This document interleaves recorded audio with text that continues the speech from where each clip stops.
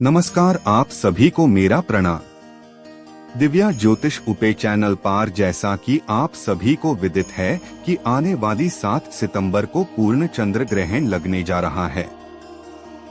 गर्भिणी अपनी संतान की पूर्ण सुरक्षा के लिए सनातन के कुछ नियमों को अवश्य जानना चाहती है, जो अंधविश्वास नहीं होते बल्कि हमारे शास्त्रों में बताए गए महत्वपूर्ण सूत्र होते हैं।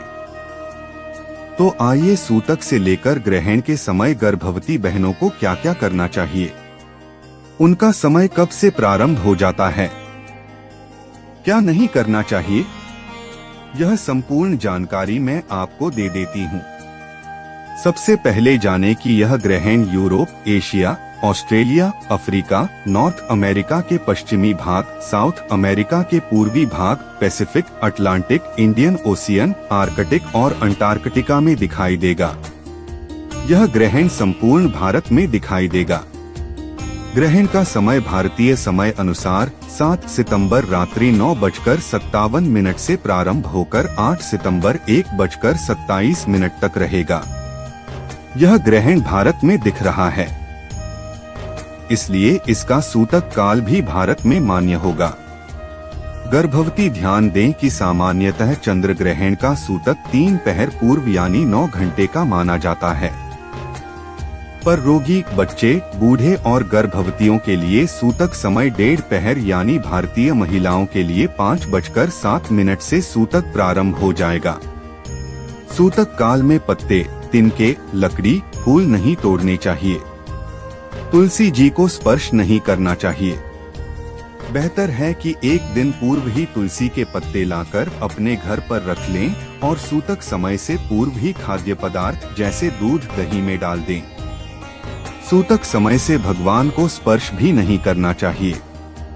भगवान के कपाट बंद कर देना चाहिए।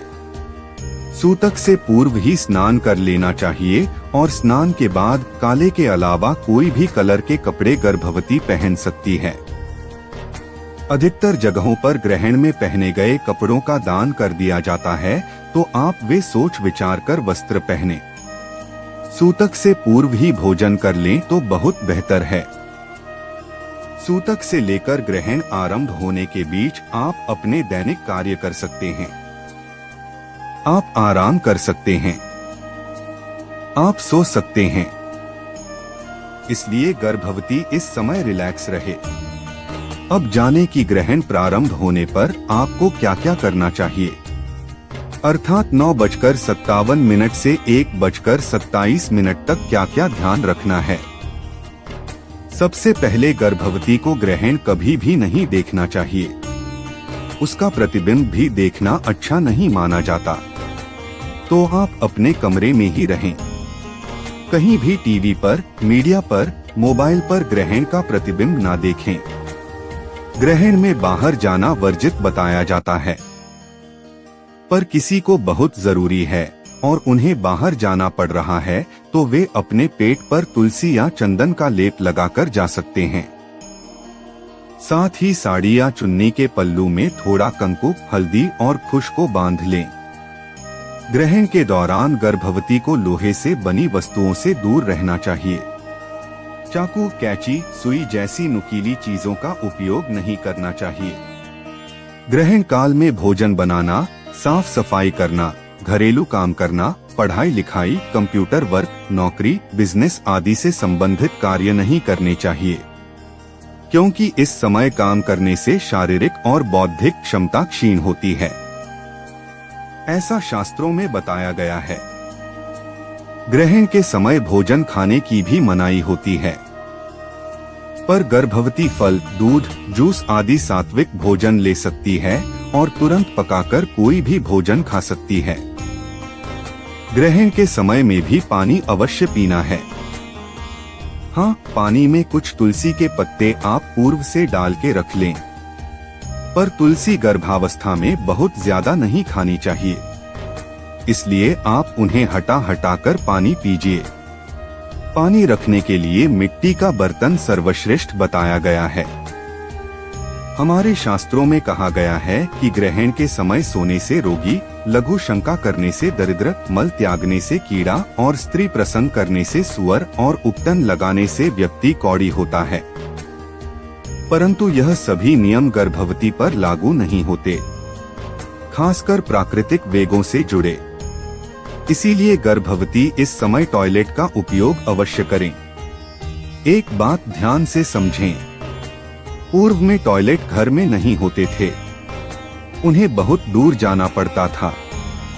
शायद इस वजह से भी इस प्रकार के कुछ नियम बनाए गए होंगे।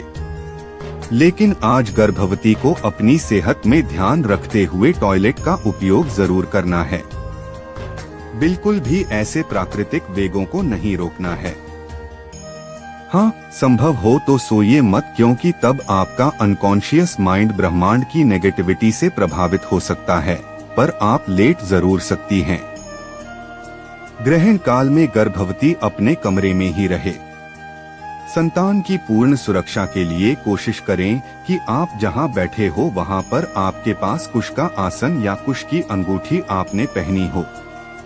सारी बुरी ऊर्जा से बचने के लिए आप एक पानी वाले नारियल पर लच्छा लपेट कर भी अपने पास रख सकती हैं, या फिर देसी गाय के गोबर के कंडे को अपने पास रख सकती हैं।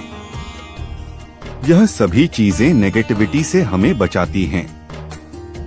और अगर आपने इनमें से कोई भी चीज अपने पास रखी है तो ग्रहण समाप्ति पर आप या आपके घर से कोई भी सदस्य इन्हें जल में प्रवाहित कर दें। आगे भगवान वेदव्यास जी कहते हैं कि सामान्य दिन से ग्रहण में किया गया पुण्य कर्म जैसे जप, ध्यान, दान आदि का 1,00,000 गुना फल अधिक होता है। यदि गंगाजल पास में रखा हो तो 10 लाख गुना फायदा मिलता है। तो सभी गर्भवती बहनें इस समय ज्यादा से ज्यादा भगवान का स्मरण करें, गंगाजल अपने निकट रखें, भावना करें मेरी संतान पूर्ण सुरक्षित है और यह जप ध्यान का लाखों गुना फायदा मेरी संतान तक पहुंच रहा है।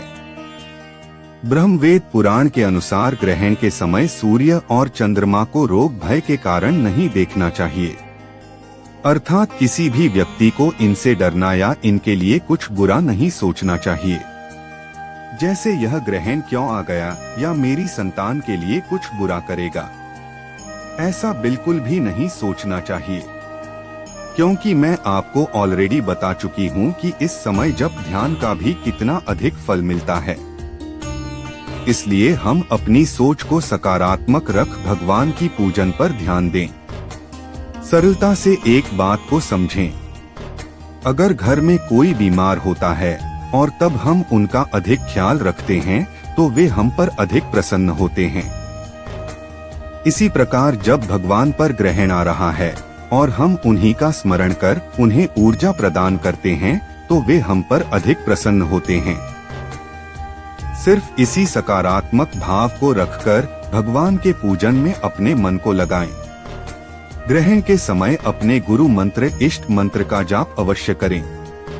इस समय व्यसनों से दूर रहें, अपराध, बुरे कर्म, बुरे विचार, मिथ्या वचनों से दूर रहें।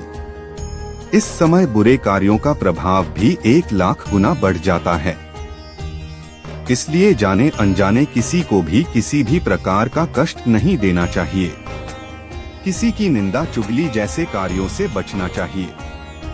ग्रहण की समाप्ति पर स्नान करना चाहिए और हमारे शास्त्रों में बताया गया है कि घर के पानी से कुएं का पानी, कुएं से नदी का पानी, नदी के पानी से श्रेष्ठ सरोवर का पानी, सरोवर से श्रेष्ठ समुद्र का पानी होता है। इसलिए गर्भवती अपने घर के पानी में कुछ नमक मिलाकर स्नान कर सकती है। इससे उन्हें समुद्र जल का कुछ हद तक लाभ मिल पाएगा। इस बार रात्रि 1:27 पर ग्रहण समाप्त हो रहा है, तो गर्भवती तुरंत ना नहाएं, सुबह उठकर नहा लें। बस स्नान से पूर्व किसी भी वस्तु को स्पर्श ना करें।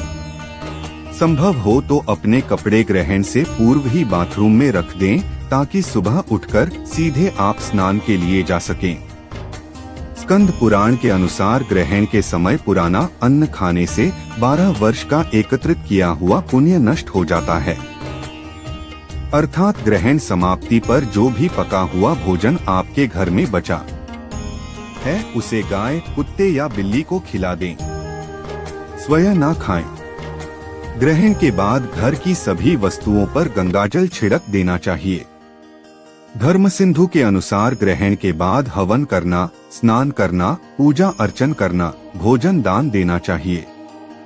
ग्रहण के पश्चात घी तथा खीर का हवन करना सर्वश्रेष्ठ बताया जाता है।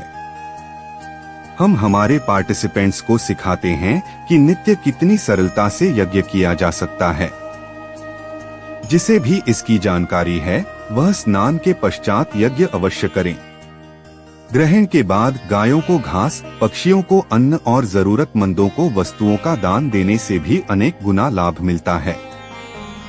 चंद्र ग्रहण के बाद सफेद वस्तुएं जैसे चावल, दूध, सफेद वस्त्र आदि का दान करना चाहिए, जिससे धन की लक्ष्मी की कृपा मिलती है और चंद्रमा मजबूत होता है।